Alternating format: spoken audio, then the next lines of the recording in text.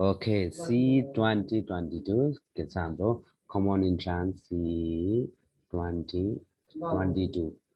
को इक्जाम के छ हाम्रो अप्रिल 1 मा छ सबैजनालाई थाहा छ एकदम इक्जाम धेरै नजिक छ सिम्पली के छ हामीसँग 1 डेज बाँकी छ यो 1 डेज अगाडि हुन पनि के छ भिडियो हाल्नु भएको छ र हामी सिम्पली यो भिडियोमा के को बारेमा डिस्कस गर्छौँ भने सिम्पली इक्जाममा जानुभन्दा अगाडि के कुरामा ध्यान दिने के कुरा होइन टिप्सहरू यसो भनिदिन्छु मैले अनि इक्जामको भित्रको बाहिरको कुराहरू पनि हामी डिस्कसन गर्छौँ त्यसको बारेमा ध्यान दिएर अलिकति केही कुराहरू लिएर आउँ अब हामीलाई थाहा छ सिम्पली के छ होल डे परिएन अब इक्जामको मेन कुरा यहाँबाट फोकस गरौँ के छ इक्जामको 1 डेभन्दा अगाडि रातिसम्म कसैको हुन्छ हाम्रो भोलि बिहान बिहान 11 AM मा इक्जाम छ कसैको हुन्छ एकदम 8 बजीसम्म सुत्दिने 7 बजीसम्म सुत्दिने अनि बेलुका पनि के छ पुरै के छ 2 AM होइन 3 AM सम्म पढ्ने कि यत्रो धेरैसम्म पढ्ने अब त इक्जामको भोलिपल्ट गर्नु छ भने त्यस्तो गर्ने होइन चाँडै सुत्ने 10 बजीतिर टक्का सुत्दिने के 9 बजीतिर सुत्ने 9 बजी सुत्यो भने 1 घन्टामा इक्जाम 1 घन्टामा निद्रा पनि आउँछ अनि सुत्ने मस्त तरिकाले अनि इक्जाम दिन धेरै बस्ने होइन इक्जामको अघिल्लो दिनमा धेरै बसेर कुनै केही गर्न सकिँदैन मस्त सुत्ने हो त्यो कुराहरू गर्नु पर्यो अब के छ इक्जाममा एकदम बेटर राम्रो पर्फर्मेन्स दिनको लागि एउटा कुरा त चाहिन्छ त्यो भनेको के छ साउन्ड स्लिप एकदम मस्तसँग सुतिसकेपछि हामीले के छ बल्ल भोलि बिहान एकदम पर्फर्मेन्स दिन सकिन्छ 6-7 घन्टाको के हो आफ्नो स्लिप त्यो धेरै सुतेर जुम्म भए जस्तो नहुने थोरै सुत्न आँखा तल आए जस्तो नि नगर्ने एकदम के छ साउन्ड स्लिप गर्ने कि आफूलाई चाहिने टक्क नर्मली सुत्ने अनि त्यसपछि के छ बेस्ट दिने इक्जाममा आफूले सकेको बेस्ट दिने एकदम रिल्याक्स भएर कन्फिडेन्स लो नगरिकन कुनै पनि क्वेसनमा नडराइकन सम्झी सम्झी कहाँ गरेको के हो आनन्दले 3 आवर्स इज योर्स मस्त तरिकाले त्यो कुनै टेन्सन नगरिकन आनन्दले इक्जाम दिनु कुनै टेन्सन नमान्नु है हामीले गरेको एकदम अहिलेसम्मको पढाएको कुराहरू पनि याद गर्नु आफूले पढेको कुरा नि याद गर्नु सब कुरा याद गरेर इक्जाममा दिनु त्यहाँबाट अर्को कुरा भनेको के छ सिम्पली इक्जाममा के छ 3 घन्टाको इक्जाम छ अब अलिकति इनर्जी पनि चाहिन्छ हामीलाई त्यही भएर के छ खाना अलि हेभी नै ब्रेकफास्ट मात्रै गरेर नजानु यसो खाना खाएर जानु नै दाल भात तरकारीहरू सबै खाएर जानु अब खानामा अलि डाइटै खाएर जानु तर खाना खानुभन्दा 11 बजी इक्जाम छ भने हामी 8 बजीतिर खाना खाएर 2-3 घन्टा रेस्ट गरेर जाने कि फेरि खाना खाएर सुत्ने कसैको समय हुन्छ टक्क सुत्दै फेरि त्यो नगर्नु अनि अर्को कुरा चाहिँ के भन्न चाहन्छु भने जुन के चाहिँ काठमाडौँभन्दा बाहिरबाट आएको मान्छेहरूलाई चाहिँ के हुन्छ काठमाडौँमा पानीहरू चाहिँ अब के हुन्छ त्यति राम्रो पानी पाइँदैन त्यही भएर बाहिरको पानीहरू खानुभन्दा पनि होइन जारको पानी चाहिँ राम्रो हुन्छ अनि के छ बोतलको पानीहरू युज गर्ने कहीँ पनि अरूको ठाउँको पानीहरू चाहिँ युज नगर्नु है अरू ठाउँको जस्तो ट्याप वाटरहरूको पानी चाहिँ युज नगर्नु त्यसले गर्दा के छ फेरि आएर बसेर पानी खाने दिनमै इक्जामको दिनमा डाइरियाहरू भइदियो भने त्यसमा चाहिँ धेरै प्रब्लम हुन्छ अब इक्जाममा के छ इक्जाम दिने कि डाइरिया गर्दै बस्ने त्यसमा धेरै प्रब्लम हुन्छ यसलाई चाहिँ एकदम कन्सिडर गर्नु पर्यो भ्यालीभन्दा पछाडिको मान्छेहरूलाई किन पानी चेन्ज भएको कारणले गर्दाखेरि केही गडबडी हुनसक्छ एकदम टेन्सन नगरिकन जाने 3 घन्टा हामी इक्जामदेखि भए पनि केही छैन खाना पनि ठिक्क खाने कुसुम कुसुम गरेर खाने होइन एकदम डाइट आउनु तरिकाले अनि अर्को इम्पोर्टेन्ट कुरा भनेको कि सिम्पली के छ हाम्रो के काठमाडौँको सबैजनालाई थाहा छ जाम कस्तो हुन्छ भन्ने त्यही भएर इक्जाम हाम्रो कति बजी छ 11 बजे 11 AM मा हाम्रो इक्जाम छ भने हामी एकदम दिमाग लगाएर हामी के छ 2 घन्टादेखि 3 घन्टा अगाडि चाहिँ अगाडि इक्जाममा पुग्ने 2 आवर्स अगाडि भन्छु म 3 घन्टा अगाडि जानु पर्दैन 2 आवर्स अगाडि चाहिँ इक्जाममा पुग्ने के हुन्छ भने इक्जाममा त्यहाँ पुगिसकेपछि नि यसो आफूसँग नोट्स छ भने नोट्स हेरे पनि भयो अनि त्यहाँ गएपछि इक्जामको माहौलमा गएपछि मजा हुन्छ कि घरमा बस्यो भने के हुन्छ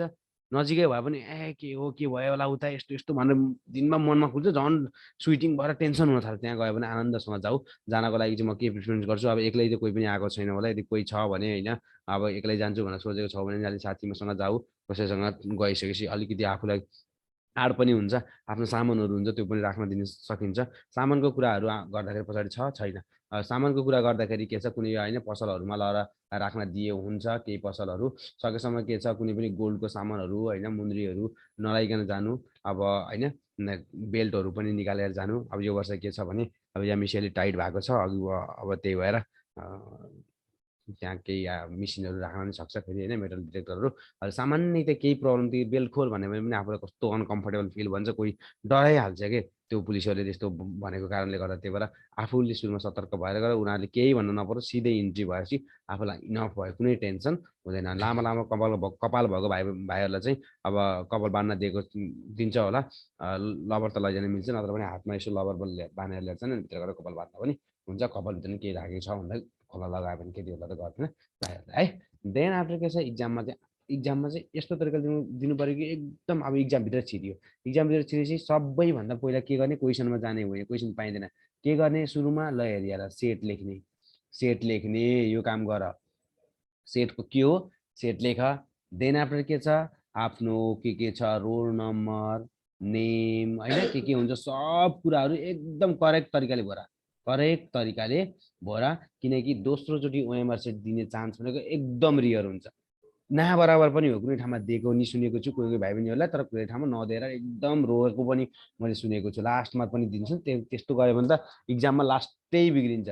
भर्ने पनि ठिकै हो, यो रोल नम्बरै बिग्रियो भने त आफ्नो के छ, सबै जिरो हो, सबै के हुन्छ, जिरो हुन्छ। एउटा दुईवटा ओएमआर सिटमा बिग्रियो पनि 1-2 नम्बर जान्छ, यसमा त सर्लकै जान्छ। त्यही भएर यो एकदम क्रुसियल भएर धान्ने लेख्ने। फेरि के हुन्छ, क्रुसियल भएर एकदम डरा डरा भर्दाखेरि त्यही बिग्रिन्छ क्या मान्छेको। त्यही भएर आनन्दले फिल रिल्याक्स तरिकाले भर्ने। अनि अर्को इम्पोर्टेन्ट कुरा भनेको ओएमआर सिट भर्दाखेरि जहिले पनि के गर्ने, क्वेसनमा हेर्ने, ए बी सी डी छ कि क्वेसनमा, त्यो हेर्ने। अप्सनमा त ओएमआरमा त यही हुन्छ, ए बी सिडी, यही नै हो ओएमआर, यहाँ गोलो, यहाँ गोलो, यहाँ गोलो, यो गोलो, यही नै हो। तर क्वेसनमा हेर्ने एबीसीडी पनि हुनसक्छ, अर्को एबीसीडी पनि हुनसक्छ है क्वेसनमा अप्सन राख्दाखेरि। ए भनेको कति, एबीसीडी, यो पनि हुनसक्छ होइन, यो पनि हुनसक्छ, यो पनि हुनसक्छ, यो एबीसीडी कि यो पनि हुनसक्छ। ल हेर त, अब हेर त, यो बी क्वेसनमा देख्यो भने एन्सर अब तिमीले सी लगाउने त,